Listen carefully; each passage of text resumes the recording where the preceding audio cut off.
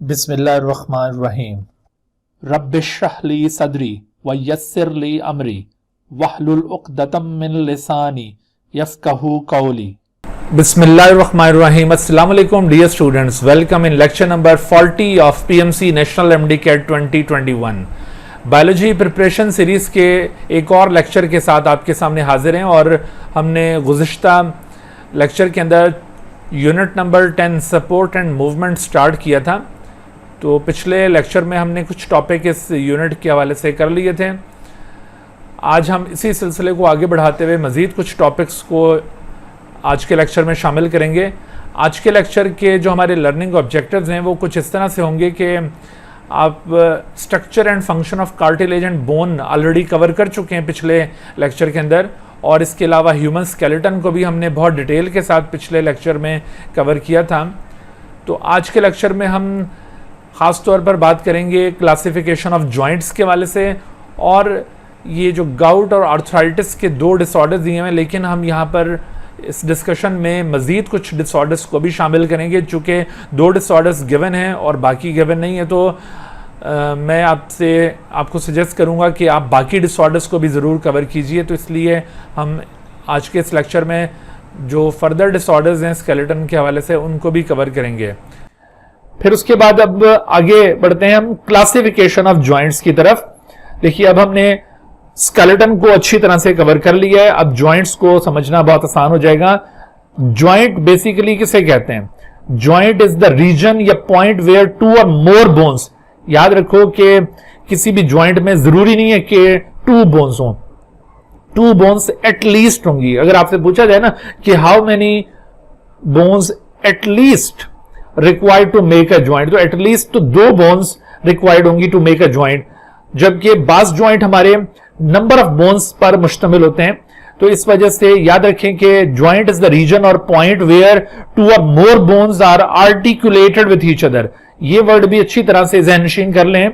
Articulation का मतलब होता है यूनियन ऑफ टू बोन्स, जहां पर दो बोन्स आपस में ज्वाइन कर रही होती हैं, इस यूनियन को आर्टिकुलेशन भी कहा जाता है। यानी जॉइंट के लिए अल्टरनेटिव टर्म क्या होगी? जॉइंट के लिए अल्टरनेटिव टर्म होगी आर्टिकुलेशन।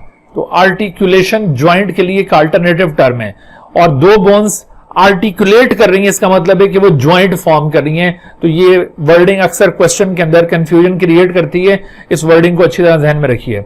जैसे आपको यहां पर नजर आ रहा है कि ये ह्यूमरस का प्रॉक्सिमल एंड ये स्कैपुला के डिस्टल एंड के साथ ज्वाइंट बना रहा है, और जबकि ह्यूमरस का डिस्टल एंड ये रेडियस और अल्ना के प्रॉक्सिमल एंड्स के साथ ज्वाइंट फॉर्म कर रहा है। तो इस तरह से किसी भी एक ज्वाइंट के अंदर एक बोन का प्रॉक्सिमल एंड और दूसरे बोन का डिस्टल एंड वहां पर प्रेजेंट होगा। तो ज्वाइंट को अगर हम क्लासिफाई करें, ज्वाइंट की क्लासिफिकेशन दो तरह से की जा सकती है। ज्वाइंट को स्ट्रक्चर की बुनियाद पर भी क्लासिफाई किया जाता है, और ज्वाइंट की क्लासिफिकेशन मूवमेंट की बेसिस पर भी की जाती है कि how much movement is allowed by that particular joint. इस तरह से टू काइंड की क्लासिफिकेशन ज्वाइंट की फॉलो की जाती है। Based upon structure there are three kinds of joints are found in our body. Fibrous joints हैं, कार्टिलेजिनस ज्वाइंट्स हैं और साइनोवियल ज्वाइंट्स हैं। और जबकि based upon movement allowed by them, again three types के ज्वाइंट्स हैं: immovable joint, slightly movable joint और freely movable joint. अब इसका यह मतलब नहीं है कि हमारे बॉडी के अंदर कोई 6 किस्म के ज्वाइंट हैं, भाई ये फिब्रस, कार्टिलेजिनस, साइनोवियल, और फिर इनको भी आप इस तरह इस लिस्ट में शुमार कर लें, ये गलत हो जाएगा। असल में ये एक अलग पॉइंट ऑफ व्यू से क्लासिफिकेशन है और ये अलग पॉइंट ऑफ व्यू से क्लासिफिकेशन है। तो ज्वाइंट हमारे पास 3 ही किस्म के होते हैं। असल में ये दोनों क्लासिफिकेशन एक दूसरे के साथ करस्पॉन्ड भी कर रही है। मिसाल के तौर पर ये जिसको हमने फिब्रस ज्वाइंट का नाम दिया है ना, वो हकीकतन एक इमूवेबल ज्वाइंट है, यानी बिल्कुल मूवमेंट परफॉर्म नहीं होती ऐसे ज्वाइंट्स में। और दूसरे जो कार्टिलेजिनस ज्वाइंट्स हैं वो दरअसल स्लाइटली मूवेबल ज्वाइंट्स हैं, और साइनोवियल ज्वाइंट्स दरअसल फ्रीली मूवेबल ज्वाइंट्स को कहा जाता है, जहां पर फ्रीक्वेंट मूवमेंट परफॉर्म हो रही होगी। तो इन ज्वाइंट्स की मजीद हम डिटेल देखते हैं। इनमें जो सबसे पहला आपको ज्वाइंट बताया है फिब्रस, या इनको इमूवेबल ज्वाइंट्स कहा जाता है। ये ज्वाइंट बिल्कुल मूवमेंट अलाउ नहीं करते। दरअसल इन ज्वाइंट्स के अंदर प्रोटीनेशियस फाइबर्स मौजूद होते हैं, इसी वजह से इनको फिब्रस ज्वाइंट्स कहा जाता है। और वो प्रोटीनेशियस फाइबर कोलेजन फाइबर्स हैं बुनियादी तौर पर, और इनके यहां पर मौजूद होने की वजह से ये ज्वाइंट बिल्कुल फर्म हो जाता है, ये बिल्कुल मूवमेंट अलाउ नहीं करता। तो ये फिब्रस ज्वाइंट या इमूवेबल ज्वाइंट कहां पर मौजूद होंगे, इनकी एग्जांपल्स क्या होंगी? तो हमारी स्कल के अंदर जितनी भी बोन्स आपस में अटैच थी, या फेस की बोन्स जो आपस में अटैच हैं, वहां पर जो ज्वाइंट पाए जाते हैं उनको स्विचर्स कहा जाता है। तो sutures are the examples of fibrous joint. बिल्कुल इसी तरह से आप अगर इनका फिब्रस ज्वाइंट की एक और एग्जांपल देखें तो फिब्रस ज्वाइंट की एक एग्जांपल आपको रेडियस और अल्ना के दरमियान में जो अलोंग द लेंथ एक ज्वाइंट मिल रहा है, this joint is also a kind of fibrous joint. यहां पर भी प्रोटीनेशियस फाइबर इन दोनों लैटरल बोन्स को आपस में ज्वाइन कर देते हैं, और बिल्कुल इसी तरह से हमारी टिबिया और फिब्यूला के दरमियान में भी ये इसी तरह का एक फिब्रस ज्वाइंट मौजूद है। बट याद रखो कि ये रेडियस और अल्ना में जो इस प्रॉक्सिमल एंड के ऊपर एक ज्वाइंट पाया जाता है, वो दरअसल पिवट ज्वाइंट है जो रोटेशन वाली मूवमेंट को अलाउ करता है। अभी आगे हम फ्रीली मूवेबल ज्वाइंट में उसका जिक्र करेंगे, ये इनके प्रॉक्सिमल एंड पर ये ज्वाइंट प्रेजेंट होता है। But along the length of radius and ulna आपसे ज्वाइंट पूछा जाए तो वो फिब्रस ज्वाइंट होगा। और फिर इसी तरह से हमारे ये टीथ हमारे गम्स के अंदर जो एम्बेडेड आपको दिखाई दे रहे हैं, ये भी एक किस्म का ज्वाइंट फॉर्म करते हैं, तो ये ज्वाइंट भी एक किस्म का फिब्रस ज्वाइंट है। तो यूं ये तीनों एग्जांपल्स फिब्रस ज्वाइंट की आपको बताई हैं। अच्छा, उसके बाद जो दूसरी किस्म के ज्वाइंट्स हैं उनकी तरफ जाने से पहले ये एक क्वेश्चन यहां पर हम देख रहे हैं कि the shaft region of long bones in the forearm and in the legs are the examples of which type of joint. तो अभी आपको एग्जांपल दी, ये फोर आर्म के अंदर रेडियस और अल्ना में अलोंग द लेंथ, या हमारी लेग्स के अंदर लोअर लेग के अंदर टिबिया और फिब्यूला के दरमियान जो ज्वाइंट है, ये दोनों ही दरअसल फिब्रस ज्वाइंट की एग्जांपल्स हैं। तो यहां पर राइट आंसर ए होना चाहिए। अच्छा, उसके बाद फिर दूसरे टाइप के जो ज्वाइंट हमारे बॉडी में पाए जाते हैं वो है कार्टिलेजिनस ज्वाइंट, या इनको स्लाइटली मूवेबल ज्वाइंट्स भी कहा जाता है। दरअसल ये कार्टिलेजिनस ज्वाइंट किसी कार्टिलेज के बने हुए होते हैं। यहां पर यूं डायरेक्टली कोई कोलेजन फाइबर्स पार्टिसिपेट नहीं करेंगे, बल्कि पूरा एक कार्टिलेजिनस स्ट्रक्चर होगा जो इन ज्वाइंट को फॉर्म कर रहा होता है। तो ये कार्टिलेजिनस स्ट्रक्चर कहां कहां पर मौजूद है? मिसाल के तौर पर जैसे ये इंटरवर्टिब्रल ज्वाइंट्स आप देख रहे हैं, यहां पर एक कार्टिलेज की बनी हुई डिस्क आपको नजर आ रही है जिसको इंटरवर्टिब्रल डिस्क कहते हैं। इस डिस्क के दो हिस्से हैं, इसका जो आउटर पोर्शन है वो एक फिब्रोकार्टिलेज है। This outer region is called annulus fibrosis. अक्सर ये टर्म पूछी जा रही होती है, तो आप याद रखो कि इंटरवर्टिब्रल डिस्क का जो पेरिफेरल पोर्शन होगा वो एन्यूलस फिब्रोसिस पर मुश्तमिल है। ये फिब्रोकार्टिलेजिनस पार्ट है इसका, और जबकि centre is filled by a jelly like mass known as nucleus pulposis. So these two components together constitute the intervertebral disc, जो कि इस इंटरवर्टिब्रल ज्वाइंट को कॉन्स्टिट्यूट कर रही है, और ये एक कार्टिलेजिनस ज्वाइंट की एग्जांपल है। इसी तरह से एक कार्टिलेजिनस ज्वाइंट आपको ये दो पेल्विक बोन्स के दरमियान नजर आएगा। पेल्विक बोन का प्यूबिस रीजन जिस जगह पर आपस में यूनाइट हो रहा होता है, वहां पर भी एक इसी तरह का कार्टिलेजिनस ज्वाइंट मौजूद है, नोन एज प्यूबिक सिम्फाइसिस। मैंने अभी जैसे आपसे कहा था कि पेल्विक बोन्स आपस में सिर्फ इसी पॉइंट पर यूनाइट कर रही होती हैं, अदरवाइज जो इसका दूसरा ज्वाइंट है वो सैक्रम के साथ है, जिसको इलियोसैक्रल ज्वाइंट कहते हैं। वो दरअसल एक फिब्रस नेचर का ज्वाइंट है, वो मूवमेंट अलाउ नहीं करता, लेकिन जो स्लाइट मूवमेंट अलाउ करता है वो ये प्यूबिक सिम्फाइसिस है।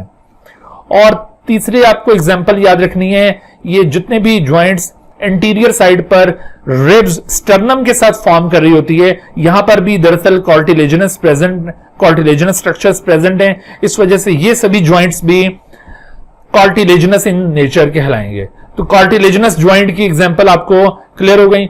उसके बाद आगे बढ़िए तो साइनोवियल या फ्रीली मूवेबल ज्वाइंट्स की बात करेंगे हम। ये साइनोवियल या फ्रीली मूवेबल ज्वाइंट्स मोस्टली हमारे अपेंडेजेस के अंदर मौजूद हैं, क्योंकि हमारे अपेंडेजेस यानी आर्म्स और लेग्स जो कि हमारी बॉडी के बहुत मोटाइल पार्ट्स हैं, लिहाजा यहां पर जो ज्वाइंट्स पाए जाते हैं वो फ्रीली मूवेबल ज्वाइंट्स हैं। तो इन फ्रीली मूवेबल ज्वाइंट्स जिनको साइनोवियल ज्वाइंट्स कहा जाता है, इनका स्ट्रक्चर जरा समझने की कोशिश करें। देखें यहां पर ये दो बोन्स जो आपस में ज्वाइंट फॉर्म कर रही हैं, इनकी ये सरफेस जो जॉइंट के अंदर इंक्लूडेड है, इसको आर्टिक्यूलर सरफेस कहा जाता है। तो ये जो आर्टिकुलर सरफेस है, यहां पर एक कार्टिलेज प्रेजेंट होगा, और ये अभी हमने थोड़ी देर पहले पढ़ा था कि वो एक हाइलाइन टाइप का कार्टिलेज होता है। तो ये articular cartilage, articular surface of the bone को ऑक्यूपाई कर रहा होता है। इसके अलावा देखिए कि ये दोनों जो आर्टिकुलर सरफेसेस हैं बोन्स की, इनको कुछ कनेक्टिव टिश्यूज यहां से कवर कर रहे होते हैं और एक कैप्सूल फॉर्म कर रहे होते हैं, कैविटी फॉर्म कर रहे होते हैं, जिसको जॉइंट कैविटी कहते हैं। कार्टिलेजिनस जॉइंट में या फिब्रस जॉइंट में इस तरह की कोई जॉइंट कैविटी मौजूद नहीं थी। ये जॉइंट कैविटी आपको साइनोवियल जॉइंट में मिलेगी, और इस जॉइंट कैविटी को साइनोवियल कैविटी कहा जाता है। यहां पर जो ये कनेक्टिव टिश्यूज इस जॉइंट कैविटी को फॉर्म कर रहे हैं, वो क्या है? वो दरअसल ये लिगामेंट्स हैं। आपको ये लिगामेंट, ये सिर्फ एक साइड पर और ये दूसरी साइड पर एक लिगामेंट नजर आ रहा है। तो एक्चुअली सिर्फ ये एक या दो साइड पर लिगामेंट नहीं होते, लिगामेंट्स ने चारों तरफ से इस जॉइंट कैप्सूल को फॉर्म किया हुआ होता है। ठीक है, अच्छा, फिर इसी तरह से आप देखिए कि यहां पर ये जो आर्टिकुलर सरफेसेस थी बोन की, यहां पर एक मेम्ब्रेन भी प्रेजेंट होती है। That membrane is called synovial membrane, और इस साइनोवियल मेम्ब्रेन से एक फ्लूइड सीक्रेट हो रहा होता है इस जॉइंट कैविटी के अंदर, नोन एज साइनोवियल फ्लूइड।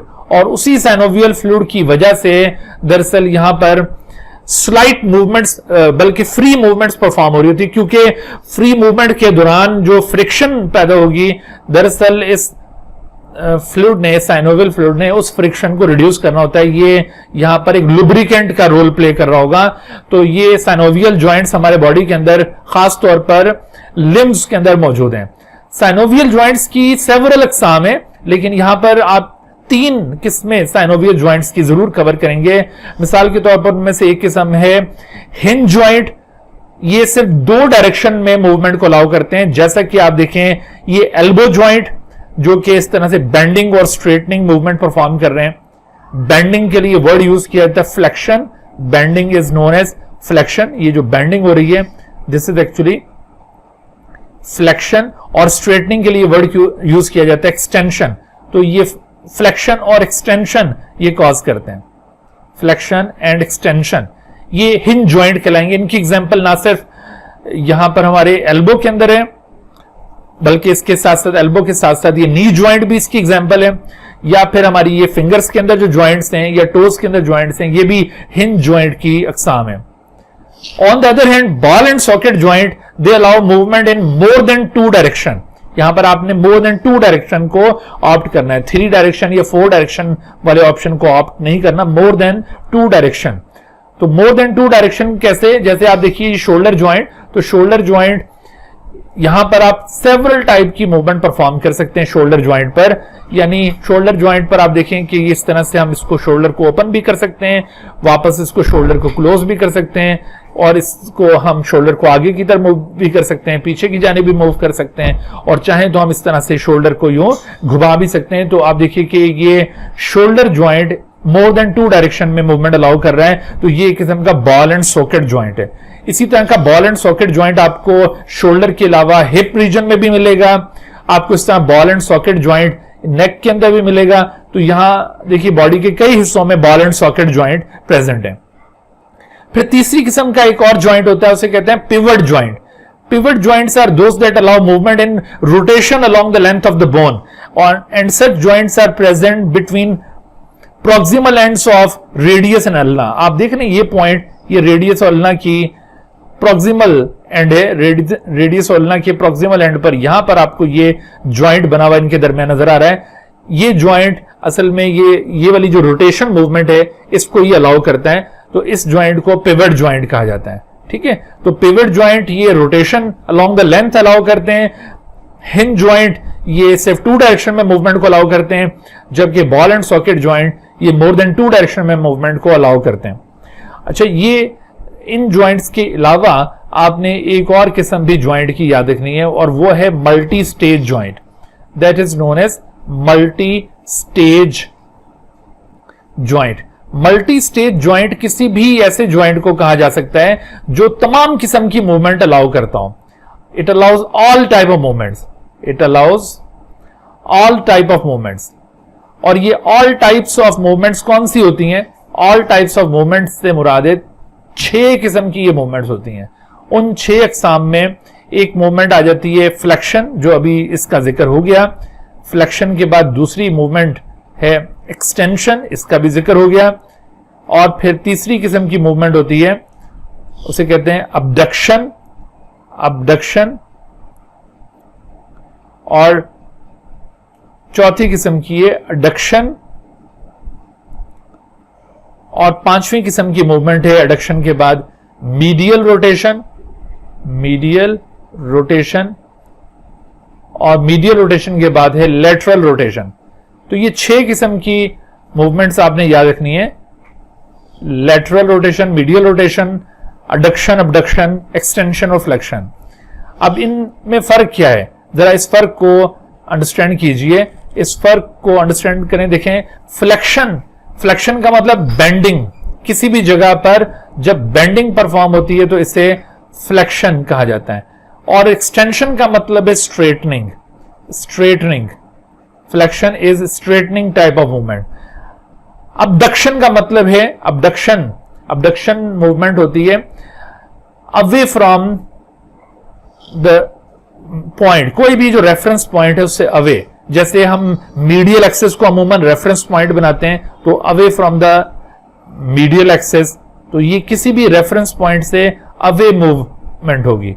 और एडक्शन का मतलब होता है towards, towards the reference point. तो कोई भी जो रेफरेंस पॉइंट होगा, मिसाल के तौर पर जैसे हमारा ये जो बॉडी एक्सेस है, सेंट्रल लाइन, इसको हम रेफरेंस के तौर पर लें, तो आप देखिए कि अगर हम आर्म को इससे यूं ऐसे करके अवे करते हैं तो ये हम कौन सी मूवमेंट परफॉर्म करें, अबडक्शन। लेकिन आर्म को वापस मीडियल लाइन की तरफ लेकर आए, क्लोज करें, तो ये दरअसल एडक्शन कहलाएगी। तो एडक्शन और अबडक्शन ये दो अपोजिट मूवमेंट्स हैं। मीडियल रोटेशन और लेटरल रोटेशन से मुराद ये है, जैसे मैंने आपसे अर्ज किया कि मीडियल लाइन है हमारी सेंट्रल बॉडी लाइन, इस मीडियल लाइन के टुवर्ड्स अगर कोई रोटेशन हो रही है, मिसाल के तौर पर हम अपनी अगर ये जो रिस्ट है इसको ऐसे करके यूं रोटेट करते हैं और ये रोटेशन में इस तरह मीडियल लाइन की तरफ कर रहा हूं, तो this rotation towards the medial line is called medial rotation. लेकिन अगर ये रोटेशन में इस मीडियल लाइन से अवे कर रहा हूं, ऐसे करके इसको घुमाता हूं, तो this would be lateral rotation. देखो, मीडियल रोटेशन और लेटरल रोटेशन को क्लॉकवाइज और एंटी क्लॉकवाइज कहा तो जा सकता है, लेकिन एग्जैक्टली उसका मीनिंग नहीं होगा। वो क्यों? मिसाल के तौर पर अगर हम ये राइट हैंड से ये मीडियल रोटेशन परफॉर्म कर रहे हैं, तो ऐसी सूरत में राइट हैंड से ये जो मीडियल रोटेशन परफॉर्म होगी ये एंटी क्लॉकवाइज मूवमेंट होगी। और राइट हैंड से अगर हम ये लेटरल रोटेशन परफॉर्म करें तो ये क्लॉकवाइज होगी। लेकिन अगर आप देखिए लेफ्ट हैंड से अगर हम परफॉर्म करते हैं, तो लेफ्ट हैंड से जो रोटेशन परफॉर्म होगी, तो लेफ्ट हैंड से जो towards the body axis rotation perform हो रही है वो मीडियल है और ये दरअसल क्लॉकवाइज है। और जो away from the body axis हम मूवमेंट परफॉर्म करें ये लेटरल रोटेशन है, तो ये एंटी क्लॉकवाइज बनेगी। तो इस वजह से राइट और लेफ्ट हैंड में यू मीडियल और लेटरल रोटेशन में फर्क होगा। तो इस वजह से आप एग्जैक्टली इनको क्लॉकवाइज और एंटी क्लॉकवाइज नहीं कह सकते। अगर यहां पर वो हैंड भी मेंशन किया हुआ हो तो तब आप उसमें से पहचान सकते हैं कि एंटी क्लॉकवाइज कौन सी है और क्लॉकवाइज कौन सी है। तो केयरफुल रहिएगा इस तरह के क्वेश्चंस के अंदर। अच्छा, उससे हम आगे बढ़ते हैं। तो ये जॉइंट्स की आपने साइनोवियल जॉइंट्स की 3 मेजर अकसाम याद रखनी है। इसके अलावा साइनोवियल जॉइंट्स की और भी कुछ अकसाम होती हैं, लेकिन वो हमारे कोर्सेज में इंक्लूडेड नहीं है, इस वजह से हम उसको स्किप कर देंगे। सिर्फ ये वाली जो टाइप्स हैं जॉइंट्स की, इनको जरूर अच्छी तरह कवर करना है आपने। अच्छा, इस हवाले से अब देखिए कुछ क्वेश्चंस कि dash end of the humerus forms dash joint with dash. अब देखो, distal end of the humerus form hinge joint, तो ह्यूमरस के डिस्टल एंड के ऊपर हिंज जॉइंट जरूर मौजूद होता है। ये पहली 2 ब्लैंक्स तो बिल्कुल सही लग रही हैं, बट उसके बाद ये जो हिंज जॉइंट है, क्या ये स्कैपुला के साथ बनता है? ये गलत हो गया यहां पर, इस वजह से ए नहीं हो सकता। अच्छा, proximal end of the humerus forms ball and socket joint, ये भी बात सही है। ह्यूमरस का ये जो प्रॉक्सिमल एंड है ये ball and socket joint form करता है, लेकिन किसके साथ? रेडियस और अल्ना के साथ। ये गलत हो गया, स्कैपुला के साथ फॉर्म करता है, इस वजह से ये आंसर भी नहीं हो सकता। फिर देखो, proximal end of the humerus forms ball and socket joint, बिल्कुल ठीक है। और किसके साथ? स्कैपुला के साथ, बिल्कुल। ये सी ऑप्शन 100% दुरुस्त है। तो यही दरअसल आंसर बनेगा, बाकी कोई भी आंसर यहां पर सूट नहीं कर रहा। तो इस तरह से C is the correct one. उसके बाद एक और सवाल देखिए कि the joint that allows the movement in two direction is called, ऐसे ज्वाइंट को क्या अभी नाम दिया था हमने, हिंज ज्वाइंट। तो ये हिंज ज्वाइंट की टिपिकल एग्जांपल है। अच्छा, उसके बाद फिर ये स्केलेटल डिफॉर्मिटीज के हवाले से कुछ थोड़ी सी बात कर लेते हैं। अगरचे पीएमसी ने अपने सिलेबस में आर्थराइटिस और सिर्फ गाउट के बारे में कहा है, लेकिन हम इसमें थोड़ी सी बात दूसरे डिसऑर्डर्स के मुतालिक भी कर लेंगे।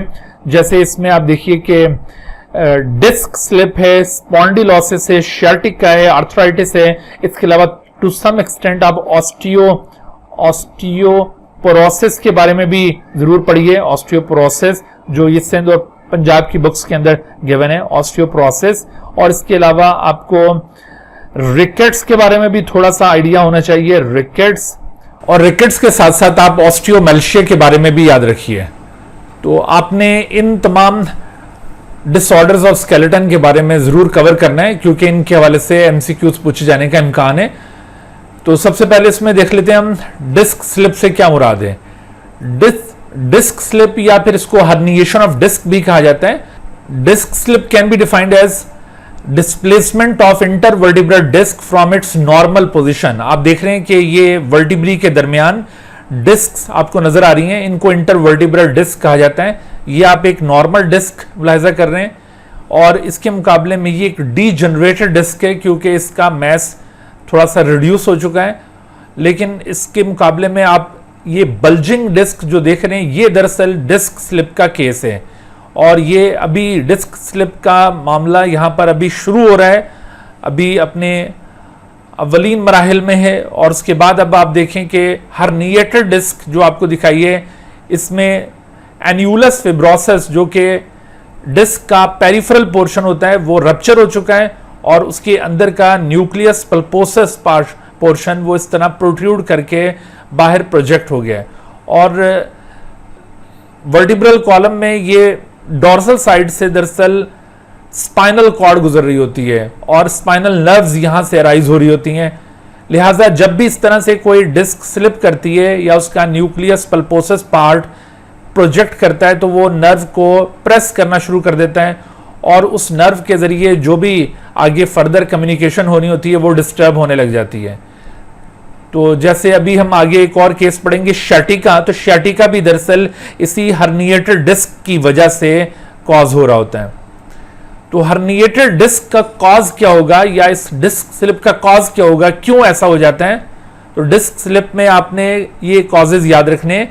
कोई भी ओवरवेट अगर आप लिफ्ट करते हैं अपनी बॉडी कैपेसिटी से ज्यादा, या फिर आप कोई एबनॉर्मल पोस्चर मुसलसल आप रखते हैं, जैसे अक्सर लोग जो कंप्यूटर के सामने काम कर रहे होते हैं वो यूं इस तरह से झुककर कंप्यूटर के सामने काम कर रहे होते हैं, जिसकी वजह से उनके बैकबोन के ऊपर बहुत ज़्यादा स्ट्रेस आ रहा होता है। और ऐसी सूरत में इस एबनॉर्मल सिटिंग पोस्चर की वजह से भी उनकी किसी डिस्क के अंदर ये जब ज्यादा स्ट्रेस आएगा तो एन्यूलस फिब्रोसिस वहां पर रप्चर कर जाएगा और न्यूक्लियस पल्पोसस वहां से प्रोजेक्ट कर जाएगा। फिर इसी तरह से जब कोई फिजिकल ट्रॉमा डेवलप होता है, यानी कोई एक्सीडेंट के दौरान चोट लगी है बैकबोन के ऊपर, तो उसका नतीजा भी ये डिस्क स्लिप की शक्ल में निकल सकता है। तो चाहे किसी भी कॉज की वजह से डिस्क स्लिप हो, आपने डिस्क स्लिप में एक बुनियादी चीज याद रखनी है कि इन एवरी केस ये जो एन्यूलस फिब्रोसिस है डिस्क का पेरिफेरल पोर्शन, ये रप्चर होगा और नतीजे में जो अंदर एक जेली लाइक मैस एनक्लोज्ड होता है इस एन्यूलस फिब्रोसिस के, जिसको न्यूक्लियस पल्पोसस कहा जाता है, ये दरअसल प्रोजेक्ट कर जाता है।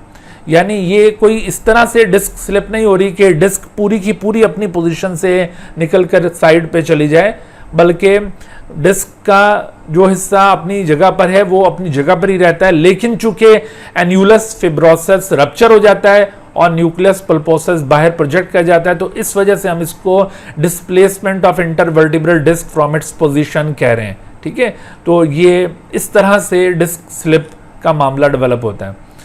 अच्छा, उसके बाद फिर देखिए इस हवाले से क्वेश्चन आपके सामने आ रहा है कि which of the following is an inner semi fluid which act as rubber ball to give the intervertebral disc its elasticity and compressibility, यानी कुशन लाइक मैट्रिक्स का काम करता है इंटरवर्टिब्रल डिस्क के अंदर। वो क्या चीज है? तो क्या वो एसिडब्यूलम है? जाहिर है कि एसिटाब्यूलम तो हमने पढ़ा था कि ये कैविटी होती है पेल्विक बोन के अंदर, जिसके अंदर फीमर हेड वर्क कर रहा होता है, तो एसिटाब्यूलम नहीं हो सकता। पेरियोस्टियम बोन की आउटर मोस्ट कवरिंग है, ये भी यहां पर ऑप्शन नहीं हो सकता। न्यूक्लियस पल्पोसस, बिल्कुल इंटरवर्टिब्रल डिस्क के अंदर जो सेंट्रल जेली लाइक मैस है, जो एक कुशन लाइक एक्ट कर रहा होता है, ये दरअसल न्यूक्लियस पल्पोसस होना चाहिए। एनुलस फिब्रोसस भी ये कुशन नहीं है, बल्कि असल कुशन का काम ये न्यूक्लियस पल्पोसस कर रहा होता है। तो C should be the right answer.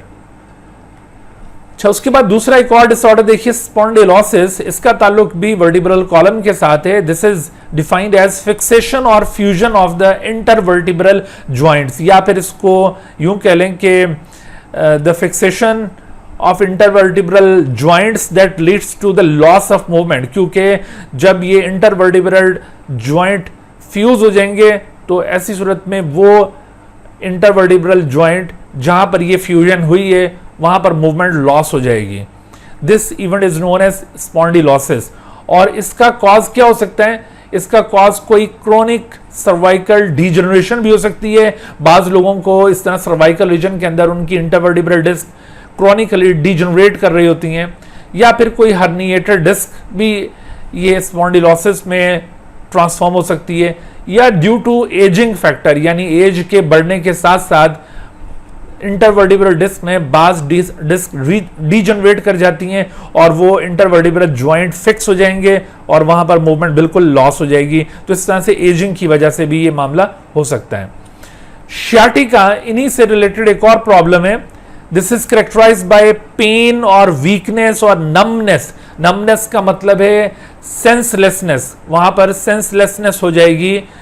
And tingling, tingling का मतलब है वहां इस तरह चुभन सी महसूस होती है। Tingling along the length of sciatic nerve. और ये शियाटिक नर्व कहां से गुजरती है? शियाटिक नर्व दरअसल हमारी लेग में से पास कर रही होती है डोर्सल साइड से, यानी लेग की जो बैक साइड है वहां से ये शियाटिक नर्व नीचे लोअर लेग की तरफ जा रही होती है। ये बेसिकली एक स्पाइनल नर्व है। तो अगर इस स्पाइनल नर्व के अंदर किसी किस्म का कोई कंप्रेशन आ जाए या फिर ये स्पाइनल नर्व फिजिकली डैमेज हो जाए, तो ऐसी सूरत में फिर ये पेन या वीकनेस या नमनेस वाला मामला डेवलप होता है। स्पेशली नमनेस उस वक्त डेवलप होगी जब ये बिल्कुल डैमेज हो जाए। अदरवाइज अगर ये प्रेस्ड है तो वीकनेस या pain along the length of sciatic nerve develop होगा इन द लेग, जिसे शियाटिका कहा जाता है। और इसका कॉज क्या होगा? जैसे आपको बता रहे हैं कि ये किसी फिजिकल प्रेशर की वजह से, तो हर्निएटेड डिस्क की वजह से अगर कोई प्रेशर इंपोज हो रहा है इस शियाटिक नर्व के ऊपर, उसकी वजह से ये प्रॉब्लम हो सकता है, या फिर कोई फिजिकल इंजरी हो सकती है शियाटिक नर्व के अंदर, उसकी वजह से ये मामला डेवलप हो सकता है। इसके अलावा आप एक और प्रॉब्लम देखिए, पीएमसी ने अपने सिलेबस में भी इसका जिक्र किया हुआ, arthritis. Arthritis is generally defined as inflammation of joint, या इसको आप डीजनरेशन ऑफ जॉइंट भी कह सकते हैं। Degeneration of joints. So degeneration of joint या inflammation of joint is the arthritis. और arthritis based upon its cause can be classified into different categories. जैसे ऑस्टियोआर्थराइटिस, ये जेनेटिक आर्थराइटिस है, या इसको एजिंग के साथ रिलेट किया जाएगा। वक्त बढ़ने के साथ साथ ये आर्थराइटिस डेवलप होगा। अक्सर आपको ये ओल्ड एज पीपल में ये आर्थराइटिस दिखाई देगा, या फिर अगर जेनेटिकली कॉज हो रहा है तो ये यंग लोगों के अंदर भी ऑस्टियोआर्थराइटिस मौजूद हो सकता है। Another type is rheumatoid arthritis. This is a kind of autoimmune disorder. Sometime our immune system becomes malfunctional, और ये हमारे बॉडी के अपने ही पार्ट्स को अज्यूम करना शुरू कर देता है कि शायद ये कोई फॉरेन पार्ट्स हैं, और उनके अगेंस्ट इम्यून रिस्पॉन्स डेवलप करना शुरू कर देता है। जैसा कि इस केस में साइनोवियल मेम्ब्रेन के अगेंस्ट ये इम्यून रिस्पॉन्स डेवलप होता है। कुछ ऐसी एंटीबॉडीज डेवलप होना शुरू हो जाती हैं जो साइनोवियल मेम्ब्रेन के साथ जाकर अटैच होती हैं और साइनोवियल मेम्ब्रेन को फैगोसाइटोस होने पर मजबूर कर देती हैं। यानी फिर मैक्रोफेजेस जिस साइनोवियल मेम्ब्रेन के साथ जाकर ये एंटीबॉडीज अटैच हुई होंगी, उन साइनोवियल मेम्ब्रेन्स को मैक्रोफेजेस फैगोसाइटोस करके ख़त्म कर देंगे, और इस तरह से साइनोवियल मेम्ब्रेन के डीजनरेट होने की सूरत में वो ज्वाइंट बहुत ज़्यादा पेनफुल हो जाएगा, इन्फ्लेम कर जाएगा। तो such kind of arthritis is called rheumatoid arthritis. फिर इसी तरह से एक और आर्थराइटिस है जिसको गॉटी आर्थराइटिस कहा जाता है। असल में ये गॉटी आर्थराइटिस एक मेटाबॉलिक डिसऑर्डर है, गाउट, तो गाउट के साथ ये आर्थराइटिस एसोसिएटेड है, इसी वजह से इसको गॉटी आर्थराइटिस कहा जाता है। दरअसल इस मेटाबॉलिक डिसऑर्डर के अंदर यूरिक एसिड का बहुत ज्यादा एक्सेस हो जाता है। Uric acid in the form of sodium urate ये अक्यूमुलेट करना शुरू कर देगा, और स्पेशली इस सोडियम यूरेट की अक्यूमुलेशन जॉइंट्स के अंदर होती है। लिहाजा इस मर्ज के अंदर जिसमें ये यूरिक एसिड की यूटिलाइजेशन नहीं हो रही बल्कि वो ओवर अक्यूमुलेट कर रहा है, तो इस मर्ज में फिर जॉइंट पेनफुल हो जाते हैं। तो such joint problem which is associated with the gout is called gouty arthritis. तो आपने ये आर्थराइटिस की 3 डिफरेंट फॉर्म्स याद रखनी है। बेस्ड अपॉन देयर कॉज हमने इनको डिफरेंशिएट किया है, हालांकि इन तीनों केसेस में जॉइंट्स की इन्फ्लेमेशन या डीजनरेशन इन्वॉल्व थी। इसमें खास तौर पर गाउट को जरूर याद रखें क्योंकि ये पीएमसी ने अपने सिलेबस के अंदर भी पॉइंट आउट किया है। अच्छा, इसके अलावा आपको आर्थराइटिस के अलावा मैंने जैसे अभी आपसे अर्ज किया था कि कुछ और प्रॉब्लम्स का भी इदराक होना चाहिए, जैसे रिकेट्स के बारे में आप जरूर याद रखें। रिकेट्स क्या होता है? रिकेट्स ये भी बोन प्रॉब्लम है। इसके अंदर बोन की वीकनिंग होना शुरू हो जाती है, स्पेशली ये weakening due to deficiency of vitamin D है। ठीक है, due to deficiency of vitamin D, vitamin D की डेफिशिएंसी की वजह से ये प्रॉब्लम हो रहा है। क्योंकि विटामिन डी का यहाँ पर रिलेशन क्या है? तो विटामिन डी दरअसल ये एक विटामिन है जो कि ब्लड के अंदर कैल्शियम को अपटेक करवाता है फ्रॉम द गट। गट में जो भी हम डाइट के जरिए कैल्शियम लेते हैं वो कैल्शियम गट के थ्रू जब ब्लड में दाखिल होगा तो इस अपटेक ऑफ कैल्शियम और अदर मिनरल्स को विटामिन डी असल में इंश्योर करता है।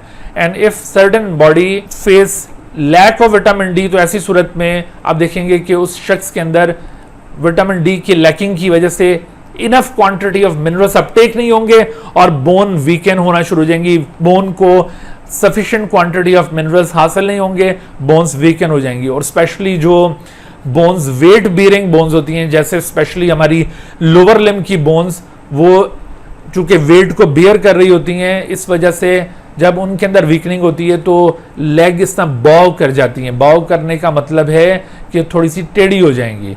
तो ये रिकेट्स अक्सर आप देखेंगे कि ये छोटे बच्चों के अंदर ज्यादा डेवलप होता है। रिकेट्स छोटे बच्चों के साथ इसका रिलेशन कुछ यूं है कि छोटे बच्चों में आमतौर पर विटामिन डी की डेफिशिएंसी इस वजह से भी हो जाती है कि वो अक्सर इनडोर रहते हैं, उनको आउटडोर एक्टिविटी का मौका कम मिलता है। और विटामिन डी की दरअसल प्रोडक्शन में सनलाइट का एक्सपोजर बहुत मैटर करता है। लिहाजा छोटे बच्चे चूंकि अमूमन सनलाइट के अंदर बहुत कम एक्सपोज हो रहे होते हैं, इस वजह से उनमें विटामिन डी की डेफिशिएंसी हो जाती है। और वैसे भी विटामिन डी ये मुख्तलिफ फूड इंग्रेडिएंट से भी हासिल किया जा सकता है। तो छोटे बच्चों की डाइट चूंकि थोड़ी लिमिटेड होती है, बहुत ज़्यादा वैरायटी ऑफ डाइट नहीं होती, इस वजह से भी वो विटामिन डी की डेफिशिएंसी का शिकार हो जाते हैं। तो विटामिन डी की डेफिशिएंसी से होने वाली वीकनिंग ऑफ बोन रिकेट्स कहलाएगी। बिल्कुल इसी तरह का एक और मर्ज भी है जिसे ऑस्टियोमेल्शिया कहा जाता है। ऑस्टियोमेल्शिया, ऑस्टियोमेल्शिया इसको एडल्ट रिकेट्स भी कहते हैं, एडल्ट रिकेट्स।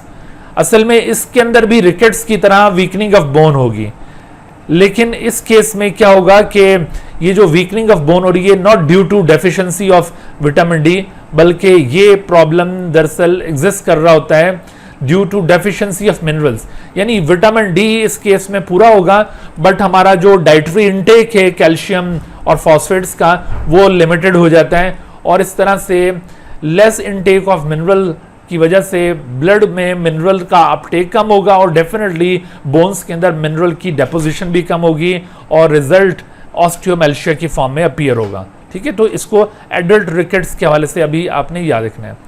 अच्छा, चूंकि यहाँ पर जिक्र हो रहा है रिकेट्स का, तो यहाँ पर आपने एक और बात भी याद रखनी है रिकेट्स के पॉइंट ऑफ व्यू से, कि एक रिकेट्स जो है वो जेनेटिक्स वाले पार्ट में आपने यकीनन पढ़ी होगी, खासतौर पर पंजाब की बुक के अंदर उसका जिक्र है। और वो रिकेट दरअसल एक एक्स लिंक्ड डोमिनेंट ट्रेट है। उसको हाइपोफॉस्फेटेमिक रिकेट भी कहा जाता है। फेडरल बोर्ड की बुक में भी इसका जिक्र है अगरचे, तो ये है हाइपोफॉस्फेटेमिक रिकेट। चूंकि यहां पर इसका जिक्र आ रहा है तो आपने ये भी नाम याद कर लेना है, हाइपोफॉस्फेटेमिक रिकेट्स। हाइपोफॉस्फेटेमिक रिकेट क्या है? हाइपोफॉस्फेटेमिक रिकेट्स दरअसल रिकेट की एक ऐसी किस्म है जिसमें विटामिन डी की डेफिशिएंसी एक्चुअली इन्वॉल्व नहीं होती, यहां पर विटामिन डी इनसेंसिटिविटी डेवलप हो जाती है। It is characterised by vitamin D insensitivity. Vitamin D insensitivity का मतलब क्या है? विटामिन डी इनसेंसिटिविटी से मतलब है कि विटामिन डी होने के बावजूद वो नॉन फंक्शनल हो जाएगा, विटामिन डी प्रॉपरली वर्क नहीं कर पाएगा, और लिहाजा जो भी आपका डाइटरी इंटेक है मिनरल्स के हवाले से वो आपकी बॉडी को सप्लीमेंट नहीं कर सकेगा। ब्लड विटामिन को, ब्लड इन मिनरल्स को अपटेक नहीं कर पाएगा क्योंकि vitamin D becomes non functional, और रिजल्ट में बोन की वीकनिंग शुरू हो जाती है।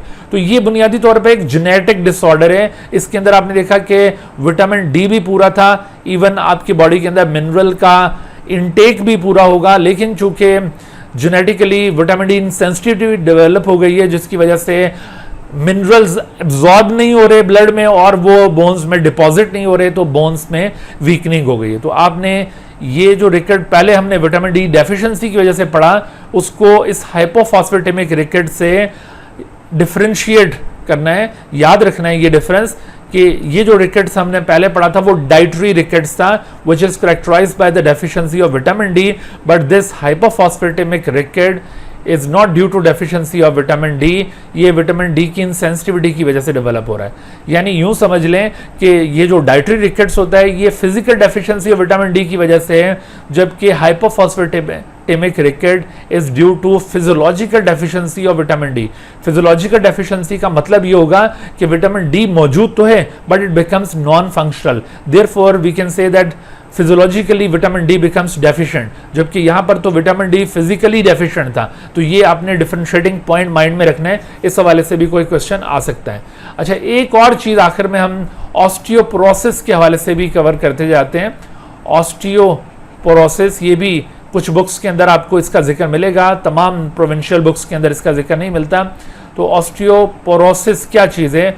ऑस्टियोपोरोसिस ये भी बोन की दरअसल वीकनिंग है, लेकिन इसका ताल्लुक हार्मोनल इम्बैलेंस के साथ है, हार्मोनल इम्बैलेंस के साथ। मिसाल के तौर पर जैसे ऑस्टियोपोरोसिस, इसमें क्या होता है कि जो बोन के अंदर डीमिनरलाइजेशन का प्रोसेस होता है, बोन डीमिनरलाइजेशन, इसके लिए एक और टर्म भी यूज की जाती है, bone demineralisation, as well as इसके लिए टर्म यूज करेंगे आप बोन रिजॉर्प्शन, इसको बोन रिजॉर्प्शन भी कहा जाता है।